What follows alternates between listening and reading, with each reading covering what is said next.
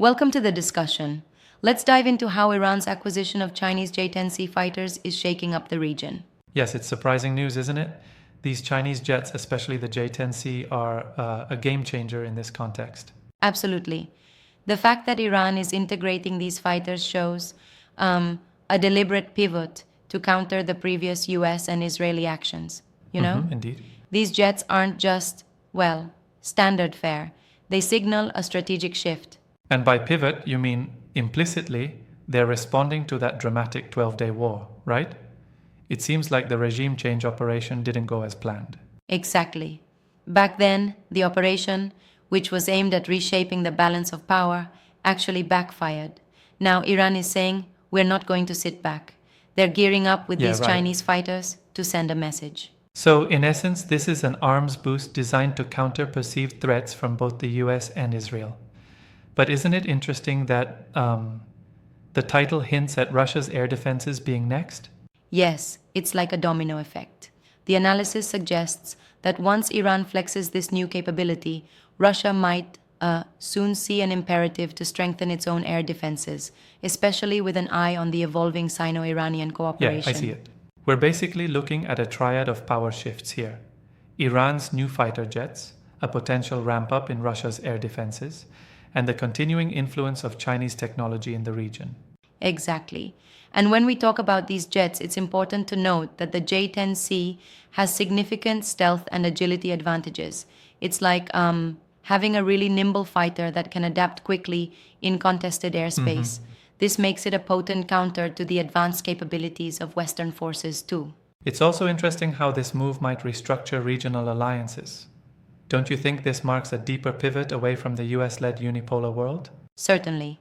It's as if Iran, by aligning closer with Chinese technology, is collectively working with Russia to tip the scales of global power. The whole Yeah, idea is exactly. to create a multipolar environment where no single power dominates. I can't help but wonder, though, isn't there a risk that this arms upgrade and strategic alignment might escalate tensions even further? That's a fair point. The analysis suggests that these moves could indeed trigger a response from the US and its close allies. But at the same time, it might serve as a deterrent. It's like a double-edged sword designed both for defense and for asserting influence. I get it. There's a nuance there, using advanced hardware as both a shield and a signal. Exactly. Rather than purely offensive postures, these acquisitions send a strong defensive statement, and by doing so, Iran could be, in a way, reshaping the regional deterrence strategy. Absolutely. And with Russia supposedly eyeing an update to its air defenses next, it seems there's a broader intention to modernize the entire ecosystem. Yes, and that's not insignificant. The potential Iran-China-Russia partnership is seen by many analysts as a counterforce to long-standing US True. dominance. They're basically challenging the existing order by diversifying their technological and strategic support. I've heard some argue that this isn't just about military hardware. It's about the larger geopolitical narrative that challenges decades of hegemony. Would you agree? Absolutely. It's like rewriting the rulebook. When regional powers start leveraging non-Western technologies and alliances, it sends ripples across international norms. Yeah, indeed. It renegotiates who holds the real power and how military might is projected. And presumably, the timing, a day after a conflict that didn't go as planned for the US and Israel, adds an extra layer of urgency to this shift, don't you think? Oh, definitely. It's a reaction to past missteps. The 12-day war not only exposed vulnerabilities but also motivated a recalibration of strategy. Iran's shift then seems almost inevitable given the circumstances. Yep, that makes sense. There's also the aspect of technology transfer and interdependence. I mean, acquiring Chinese fighters means Iran is now influenced by Chinese military tech doctrine, right? Right on. And this doesn't happen in isolation. It implies a deep strategic collaboration where, using advanced platforms like the J10C, Iran can enhance its operational capabilities I follow you. significantly. On that note, how do you see the potential Russian reaction playing out? I mean, will their air defenses really be overhauled as speculated? Well, if I might interject, it's plausible. Russia has always been sensitive to any advances that could tip regional balances.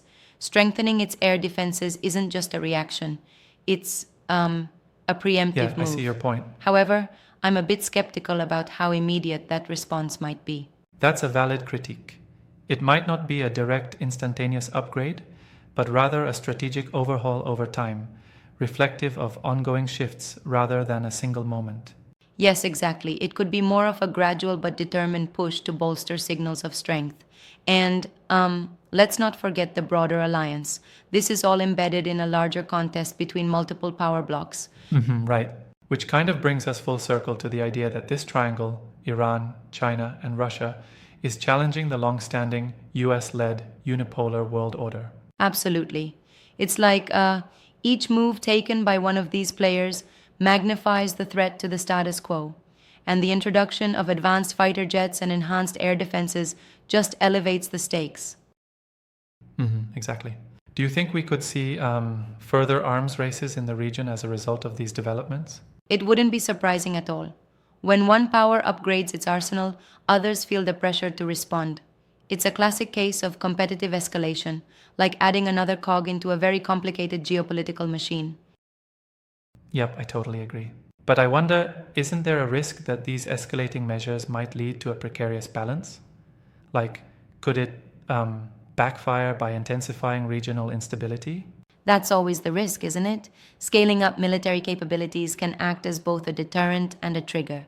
It's a delicate dance where each player must calculate the response exactly. carefully. And markers like these geopolitical recalibrations often send shockwaves beyond the region, affecting global alliances. For sure. The message here is clear. Reliance on outdated models of power is over, and a multipolar world is emerging. This challenge to the old order is being steadily built on both technological advances and strategic partnerships. Yes, absolutely. It's fascinating how one move, like purchasing the J10C, can have such far reaching implications. Indeed, it's like playing chess on a global board. Every piece, every move is interconnected. This interaction between military tech, political alliances, and historical warfare outcomes adds layers of complexity. Right. As we navigate these shifts, it'll be interesting to see whether the balance of power truly realigns, or if existing powers find a way to recalibrate their strategies without tipping into chaos. Exactly. It's a balancing act where the stakes are incredibly high.